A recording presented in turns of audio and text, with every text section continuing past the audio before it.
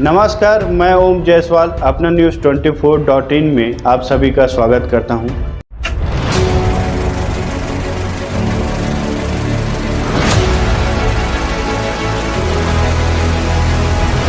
बलौदाबाजार विधानसभा चुनाव से जुड़ी हुई ये खबर है। आपको बता दें, छत्तीसगढ़ में जिस प्रकार से 90 सीटों पर विधानसभा चुनाव हुए हैं, उसके बाद जो है कल नतीजे आने हैं, मतगणना होनी है।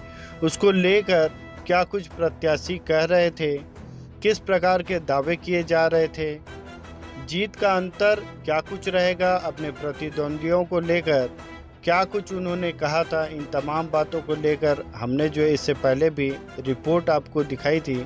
लेकिन एक बार फिर से मतगणना से पहले, परिणाम से पहले हम आपको बताते हैं कि प्रत्याशी आम जनता के लिए क्या कुछ करना चाहती है, क्या कुछ उनके मन में था। अब देखना होगा कि छत्तीसगढ़ में अब की बार किसकी सरकार बनेगी। सुई के कांटे जिस प्रकार से घड़ी के घूम रहे, उसी प्रकार से समय बीत रहा है।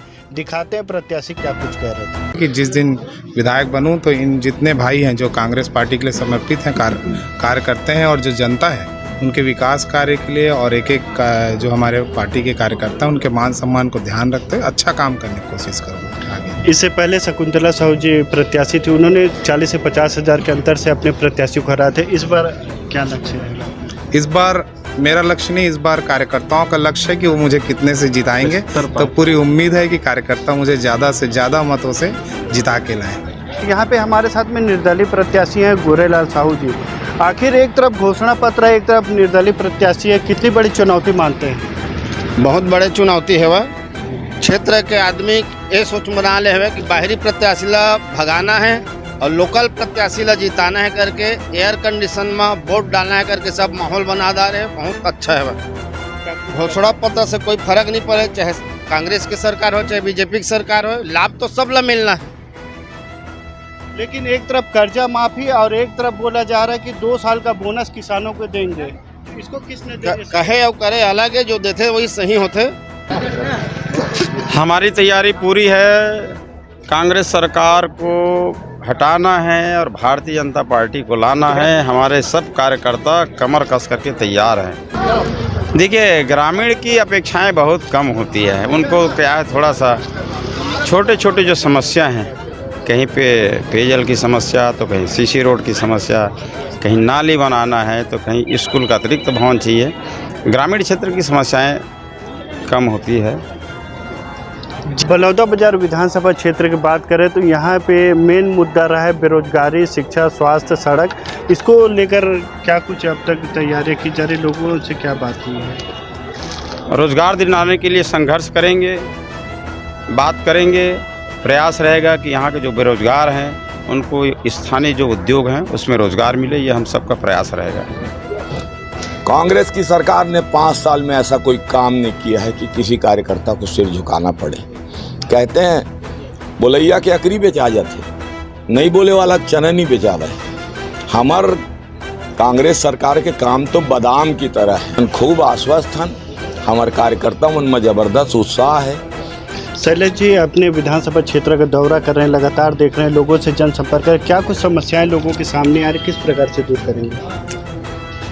छत्तीसगढ़ में बलौदाबाजार विधानसभा में और पूरे प्रदेश में लोगों की सबसे बड़ी समस्या भारी झूठा पार्टी है। ये पार्टी छत्तीसगढ़ की धान खरीदी में बाधा डालती है। ये पार्टी लोगों को झूठे ख्वाब दिखाती है, उनको पूरा नहीं करती है। ये पार्टी छत्तीसगढ़ विरोधी है, किसान विरोधी है, गरीब विरोधी है। इस पार्टी के चरित्र का पर्दाफाश हो गया है। भूपेश सरकार की असफलता, नरेंद्र मोदी सरकार के 9.5 वर्ष के विकास कार्य, भारतीय जनता पार्टी के 15 साल में छत्तीसगढ़ में हुए विकास कार्य, इन मुद्दों को लेकर हम जनता के बीच जाने वाले हैं। इस बार जीत का अंतर कितना का माना जाए? छत्तीसगढ़ में 2/3 बहुमत के साथ भारतीय जनता पार्टी की सरकार बनने वाली है और बलौदाबाजार भाटापारा जिले की हम तीनों की तीनों सीट जीतने वाले हैं। जनता का बहुत अच्छा प्रतिसाद मिल रहा है और लोग इस सरकार की वादा खिलाफी से परेशान हैं और सबकी मानसिकता इस सरकार को सबक सिखाने की बनी हुई है। और माननीय मुख्यमंत्री जी की सोच कि छोटे से कार्यकर्ता को जो प्रत्याशी बनाए, मैं उनके लिए हृदय से आभार व्यक्त करता हूं। और उनकी जो मंशा है उसके अनुरूप मैं भारी मतों से विजयी हासिल करने के लिए आश्वस्त भी हूँ और मेरे को इस क्षेत्र की जनता का पूरा आशीर्वाद। भाटापारा में बीजेपी की ओर से शिवरतन शर्मा को प्रत्याशी बनाया गया, गद्दावर नेता कहे जाते हैं, तो उसे किस रूप से देखते हैं? देखिए, मैं चुनाव को तो चुनौती से ही लड़ता हूँ, लेकिन मैं अपने मुकाबले के काबिल नहीं समझता उनको, क्योंकि मेरे और उनमें बहुत ज़मीन आसमान का अंतर है। उनका जो कार्य करने की जो क्षेत्र और जो तरीका है और मेरा जो काम करने का तरीका है वो बहुत दोनों में अंतर है। जीत के बाद क्षेत्रवासियों को पहली प्राथमिकता क्या रहेगी, क्या सौगात देना चाहेंगे? देखिए, मैं चाहूँगा कि हमारे क्षेत्र की जनता को बुनियादी सुविधा मिले, उन्हें छोटे मोटे समस्याओं के लिए इधर उधर भटकना ना पड़े, क्योंकि हमको देखने मिला कि एक भाजपा के विधायक के रूप में एक लंबे समय तक उनका कार्यकाल रहा, लेकिन लोग छोटी छोटी समस्याओं के लिए इधर उधर भटकते रहे। हमने बलौदाबाजार विधानसभा क्षेत्र के तीनों सीट के प्रत्याशियों की बातें हमने आपको सुनाई कि किस प्रकार से जो है दावे किए गए, चुनाव के बीच में जनता के बीच क्या कुछ उन्होंने बातें रखी हुई हैं और जीत के बाद क्या कुछ करना चाहते हैं।